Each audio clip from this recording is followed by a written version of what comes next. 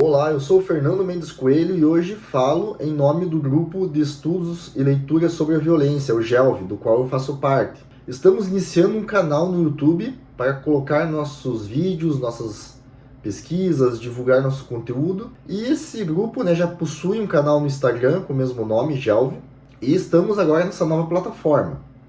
Como vídeo inicial de apresentação, eu me proponho a fazer a leitura do manifesto escrito pelo professor Marcos Gonçalves, da Universidade Federal do Paraná. Destaco que esse grupo é formado por professores universitários e pesquisadores que têm como tema em comum de estudo a violência contemporânea ou as violências contemporâneas. Iniciando a leitura. Grupo de Estudos e Leituras sobre a Violência. Um breve manifesto. No mês de agosto de 2023, alguns colegas, com o propósito de estreitar mais ainda contatos intelectuais nascidos da convivência acadêmica, desenvolveram a ideia de criar um grupo de estudos que tivesse como objetivo discutir questões que eram caras e comuns a todos nós. O GELV, Grupo de Estudos e Leituras sobre a Violência, surgiu e atua como um grupo informal de debates e reflexões criado por pessoas interessadas na literatura teórica e nas práticas de pesquisa histórica interdisciplinar sobre a violência. Aqui cabe um parênteses. Por mais que o GELV tenha surgido de forma informal, ele busca formalidade no sentido em que são profissionais da história que estão trabalhando nos conteúdos e também divulgando todas as pesquisas oriundas do grupo em artigos acadêmicos, em escritos do grupo, em simpósios temáticos, em eventos. Então, na verdade, o grupo está caminhando para a formalidade. Continuando. Reúne estudiosas e estudiosos com ou sem vínculo institucional às universidades e principalmente inquietos e motivados pelas abordagens clássicas e pelas interpretações emergentes que versam sobre as várias modalidades de violência analisadas sob uma perspectiva histórica. A saber, violência estrutural, política, cultural ou simbólica, direta, latente, extrema. Nesse sentido, é preciso destacar o que designaria como estrutura legitimadora de seu funcionamento. Número 1. Em primeiro aspecto, as discussões desenvolvidas pelo grupo se alicerçam na compreensão teórica sobre a fenomenologia da violência contemporânea, procurando entendê-la a partir de disciplinas que radicam de múltiplas tradições epistemológicas, sociologia, antropologia, filosofia política, direito. Procuramos respostas ou desenvolvemos problemas sobre o modo pelo qual essas tradições se realizam na demonstração e explicação desses fenômenos nucleares. 2. O grupo estuda interpretações das ciências humanas sobre processos de violência situacionais ou tópicos, onde se permita estimar o potencial heurístico da relação entre as teorias sobre a violência e o exercício empírico produzido pela escrita organizada dessas ciências, enquanto duas ações interdependentes e indissociáveis. Número 3. O grupo tem como um dos seus pontos de partida possíveis as matrizes explicativas concebidas pelo filósofo Walter Benjamin, nascido em 1892 e morto em 1940. Sobretudo quanto ao exame crítico dos efeitos contrapontísticos localizados nas abordagens convencionais e ou tradicionais que apresentam como determinação tão somente a objetividade e a frieza dos dados históricos. Dentro dessa perspectiva, o GELV almeja ir além das versões cristalizadas e conformistas da história oficial e da história dos vencedores, e procura realizar uma das orientações fundamentais do filósofo materialista: empreender um esforço reflexivo não para articular historicamente o passado como ele de fato foi, mas apropriar-se de uma reminiscência, tal como ela relampeja no momento de um perigo. Walter Benjamin, 1987, página 224. Mas também não carece de mobilizar teóricos que desenvolveram seu pensamento inspirados pela matriz benjaminiana, ou, de todo modo, se tornaram leituras obrigatórias quando um objeto histórico converge para desabastarmos esse imenso campo de problemas históricos delineado pelo fenômeno da violência. Um filósofo em particular, a quem nos somos devedores de intuições teóricas fundamentais, é Etienne Balibar, Avalon, França, 1942.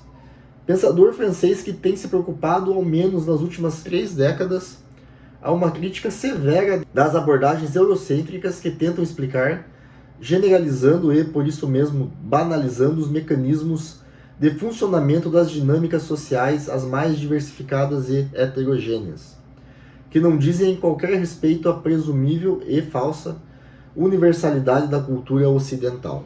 Um dos nossos empenhos centrais é pautar à luz das possibilidades e reconhecimento das incertezas que fundamentam o conhecimento histórico e no sentido de contribuir para a simbiose entre ação educativa e pesquisa.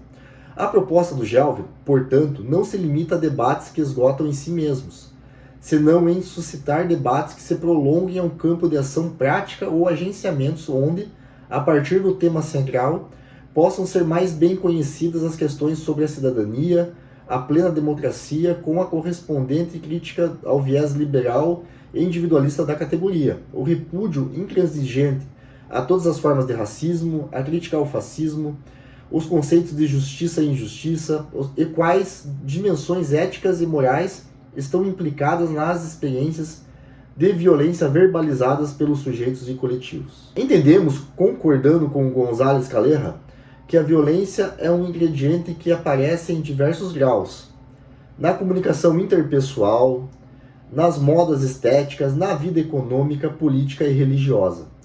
Não é apenas um instrumento a serviço de um projeto político, isto porque existe, de um lado, a violência individual, que não se presta a uma valoração moral ou social absoluta, na medida em que pode tanto ser portadora de conteúdos emancipatórios a partir de uma ação isolada, ou pode ser vínculo de reafirmação das tiranias cotidianas, e ainda, ser empregada e amplificada como método de usurpação e opressão.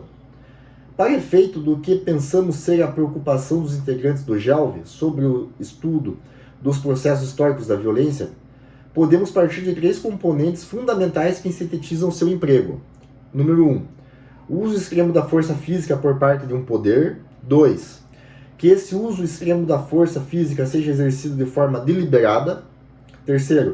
Por ser uma forma deliberada, deve existir a intenção de causar efeitos a quem padece dessa violência. Esse tripé conceitual, qual seja a intencionalidade do poder, o tipo de força aplicada e os resultados que a mesma pode acarretar, permitem estabelecer um plano leque de ações ou situações a merecer, e que, de fato, vem merecendo a nossa atenção como docentes, pesquisadores e alunos. Desde o homicídio ou a delinquência comum, a coação do sistema de patriarcado, a guerra civil, o terrorismo de Estado e suas consequências persistentes nas sociedades, os genocídios e extermínios de populações, o descarte das populações vulneráveis, o preconceito e racismo contra trabalhadores imigrantes, refugiados e colonizados, os engajamentos intelectuais e de organizações da sociedade civil que produzem estratégias de contra-violência, os testemunhos de sobreviventes de catástrofes políticas, isto é, o ato testemunhal que consiste na verbalização da experiência no enfrentamento do mal absoluto.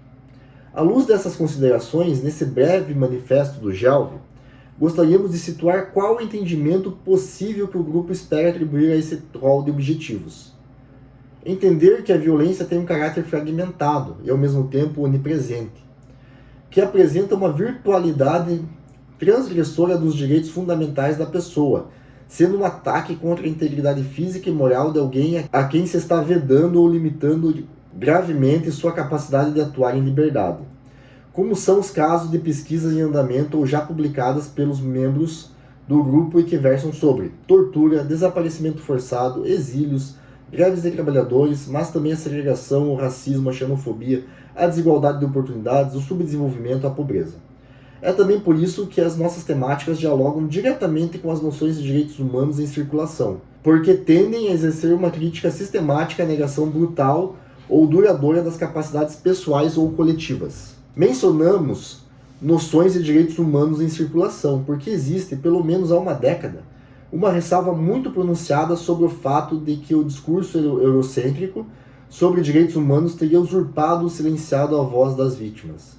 Rebecca Saunders, estudiosa vinculada ao Illinois State University, argumenta que a linguagem dos direitos humanos, desde meados da década de 1970, se mostrou significativamente útil ao viabilizar o reconhecimento outrora inexistente de eventos violentos ou traumáticos, como a experiência do apartheid sul-africano, as ditaduras latino-americanas, etc.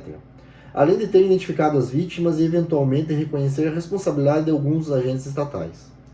Porém, Saunders completa seus argumentos destacando que esta mesma linguagem desfigurou o depoimento das vítimas, de tal maneira que as afastou de suas próprias experiências, além de, por vezes, tê-las traumatizado novamente, o que se revelou frequentemente mais conveniente aos perpetradores do que às vítimas.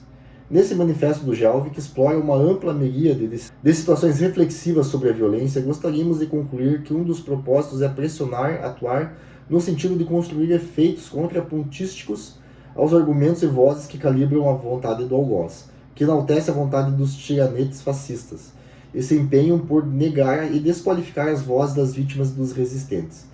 Vítimas e resistentes de agora e do passado. Nossa pequena missão é revisitar os escombros como antíteses do anjo da história benjaminiana. Pessoal, esse é o Gelvi. Acompanhe o canal para os próximos vídeos, conteúdos. Se inscreva, curtam, compartilhem. A ajuda de vocês é muito importante para o crescimento do canal e do grupo. E esperamos vocês aqui.